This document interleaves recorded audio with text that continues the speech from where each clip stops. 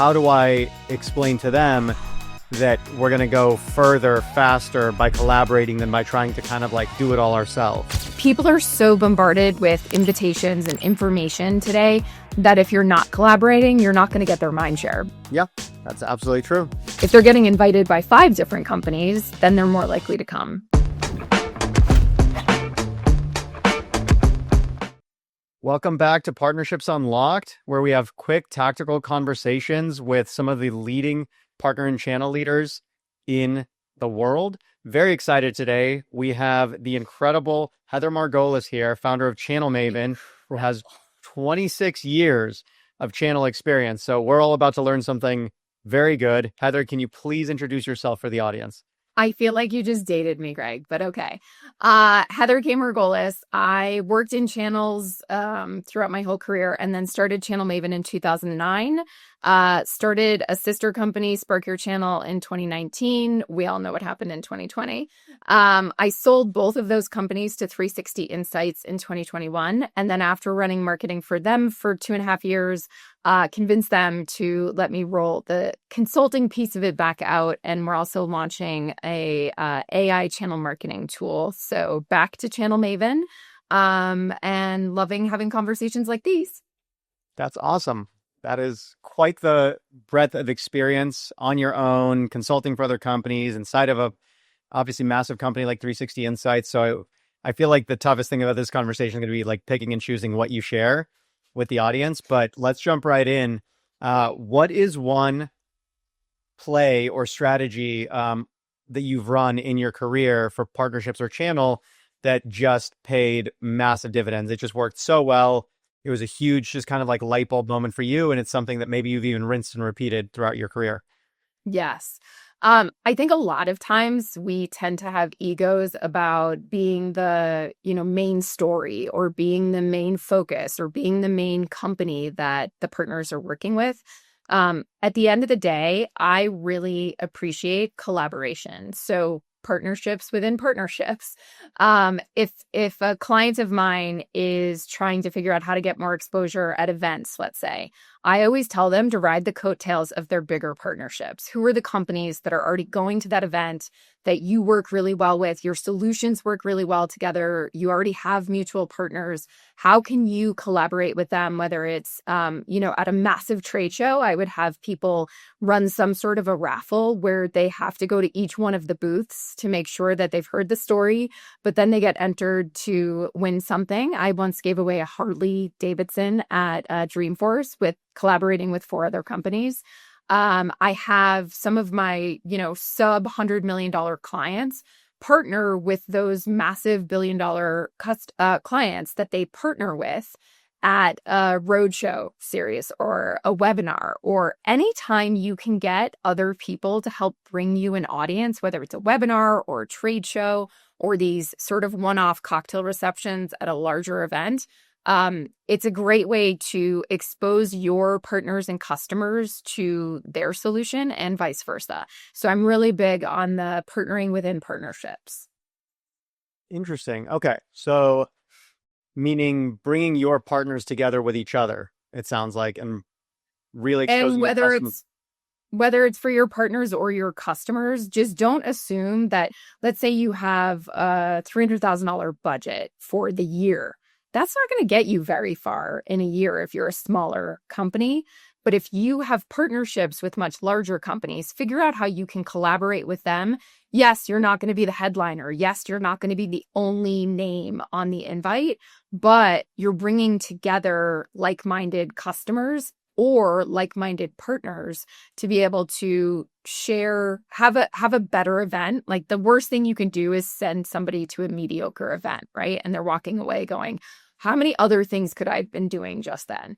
Whereas if you have a cooler event with a more of a, I don't want to say gimmick, but better food or better entertainment, or a webinar that has a really cool panel instead of just having one of your subject matter experts talking for 30 minutes, that's always going to bear more fruit. Yeah, I mean, that's totally fair. It's funny, the world that I learned partnerships in and did it most of my career was in the e-commerce world. And there, like, almost nobody does their own events. Unless you're a massive company, almost nobody does their own events. Everybody collaborates. There's always sometimes too many. I would say the good number is around five. Maybe the max is around five. I've seen it up to 10, but like collaborating on some massive event. But playing devil's advocate a little bit, I'm sure there's people in the audience that are going to be like, well, my CEO or my CMO thinks that we should be the star of the show, even though we're the small fish in the big pond. How do I explain to them that we're going to go further, faster by collaborating than by trying to kind of like do it all ourselves? Yeah, I mean, I think it's just that you can be a small fish in a big pond and not get the audience that you want or not get their time. People are bombarded, right? I just think of things like I go to large scale events and we do a cocktail reception where we bring together 5 different companies that work at least peripherally well together, that don't compete. Let's put it that way. And we get more people there because they're each bringing their audience, and it's a better event. We have better food. We have, it's at a nicer place. People are so bombarded with invitations and information today that if you're not collaborating, you're not going to get their mind share, because they feel like I'm at, let's say, Channel Partners Conference or Partnership Leaders. I'm at this massive event. How am I going to get people's attention if I'm the only one who's inviting them? If they're getting invited by 5 different companies, then they're more likely to come. Yeah. Yeah, that's absolutely true. It's absolutely true. Do you have any examples of we did it this way and the result was just incredible? I mean, I think any one of the events whether it's a webinar or it's a campaign, I don't want to say just events, where we've collaborated with multiple companies has done better than it would have alone. We once did a panel when I was still at 360. We did a panel with a bunch of our strategic alliances or partnerships. And first of all, it was hilarious because we made it look like The View, the talk show The View, and we were all superimposed. It was way too much work for what the outcome was, but it was funny. And we had an analyst, and we had, instead of just having the people speaking who quote unquote sponsored something, having true subject matter experts where people are excited to learn from them. We had the highest registration, the highest watch rates, the highest conversion rates that we've ever seen. That makes sense. That makes sense. Yeah. I mean, ultimately, like, it's not about you. It's about the customer. It's about the prospect and getting them as much value as possible in as little time as possible. Right. Awesome. Right. That's a really good one. That's great to hear because, I think a lot of folks know about that at the lower end of the market. Smaller companies do that because they have to. But I think that rule still applies, it sounds like, even as you go up, because there's always a bigger fish, right? Totally. That's awesome. That's a great one. Now on to my favorite question of these, which is, what is something you did? What is something you tried, had all of the hallmarks of something that should work really well, but it blew up in your face and taught you a valuable lesson? I would say not knowing my audience well enough. So, there are very different types of partners and partnerships, and sometimes trying to rip and replace, like take a model that worked for, let's say, channel partners, like a bar, and applying that to a partnership where it's 2 OEMs or it's an OEM and an ISV. Those are 2 separate businesses that have their own agendas. And unless you can figure out how to start from a clean slate and put a joint goal together, it's not the same as having one manufacturer, one SaaS, or one ISV where you can then sell through partners. And the only thing the partners care about is selling, right? When you have these 2 separate partnerships and you try to apply a channel model to it, it just doesn't work. You're not dealing with the same people. It's like when you're trying to sell, I always go back to consumer products because that's what people understand on an emotional level. Like, I bought those sneakers instead of those sneakers because I loved them. Like, nobody in tech loves something so much that they have an emotional attachment to it. So if you try selling, Audi to somebody who loves BMW, it's not going to happen. There's an emotional attachment to that. So you need to think in the B2B realm, what are the goals of the person that I'm trying to attract? If it's not the same as the model that I've sold to before, it's just not going to work. That's funny. Just because I'm just flashing back on numerous conversations had with CEOs and CROs about, oh yeah, just go do the same thing you did with this other partner, and trying to explain to them exactly what you just said of they don't care. It's not about us. It's about them. Right. They want what they want. They value what they value. We have to play into that. It has nothing to do with what we want unless we're center of an ecosystem, which again, you Right. rarely are the center of an ecosystem.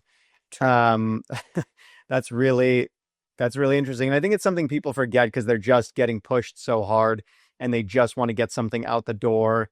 And they're just like, oh, it worked for one. Let's try it for another. And then they just end up burning opportunities and burning relationships. And it's the amount of work that would go into just customizing it to their Right. goals would be less than kind of like burning time and then going back to the drawing board. Totally. And I think the opposite is true as well. Sometimes when we go into a client and we say, well, have you tried this? They say, oh, yes, we tried that 4 years ago. It didn't work. Well, so many things are different, right? People's habits are different. A lot of times, if you tried something before, you were ahead of your time and people weren't ready to interact with information like that or a campaign like that, or your partners weren't up to speed on how to do go to market. Things are different. And it makes sense to try things again, even if it didn't work 4 years. If it didn't work 2 weeks ago, then okay, fine. We maybe shouldn't do it again. But if it didn't work 4 years ago, you should maybe give it another shot. Yes. Well, we hear that all the time in partnerships. Oh, we tried it. Like, did you? Did you really try it? Did you do it the right way? We all know the answer to that question. That's a great one. No, that's a really awesome one. Cool. Okay. So on to the lightning round. Typically just like if there's 2 or 3 other just unlocks that you experienced in your career that were just valuable and you'd love to just share with people. Yeah, I think I'm going to get a little woo-woo on you. Um, I think treating people the way that I know I'm going back to kindergarten, the way that you want to be treated. I know that for me, coming out as an entrepreneur almost 17 years ago, 18 years ago, um, you get in your head what success looks like. And there's a lot of stress involved, and you're feeding not just your family, but like anyone who works for you and all your clients. I think I've gotten to a place where there's enough business for everyone, and surrounding yourself with positive people and good people is more important than the next dollar. And it will come. Like it just, it, karma, whatever you want to call it. If you're doing good business with your clients, with your partners, with your customers, and your peers, then it all just sort of works out. So I think that sort of cutthroat business, and it's certainly a generational thing, right? Like when I was coming up in my 20s, there were a lot of women that didn't want to see other women be successful. And I think that has changed quite a bit. And partnerships really mean partnerships now. It's not, people are much more transparent than they have been in the past. I love that one just because we all know those people, like, especially in channels, especially in partnerships, like you are your reputation and 100%. that word gets around and we've all, like there's certain folks that are like, yeah, that's my competitor, but we still are friends. We still all go out and grab a beer after whatever the conference is. Like we don't Yeah. act like they're the worst person in the world unless they actually are. So that's a really good call out. Any others?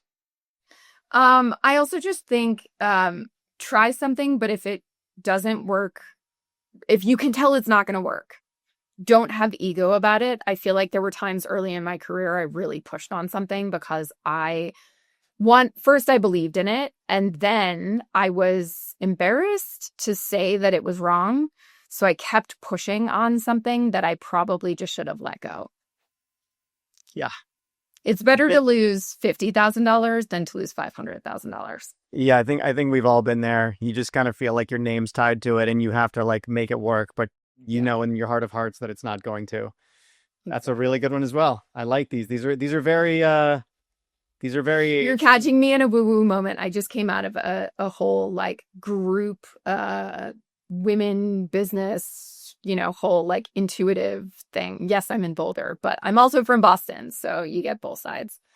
No, look, I mean, it's an important part of it and I think, it's if you were someone um if you were someone earlier in your career and you were saying these things and you didn't have the receipts for like this is what I believe after years and years of experience and trying both and figuring out what works and what doesn't, it would be Yeah. very different. But you clearly, have Calling me old again, Greg. I was trying to figure out how to say it without it.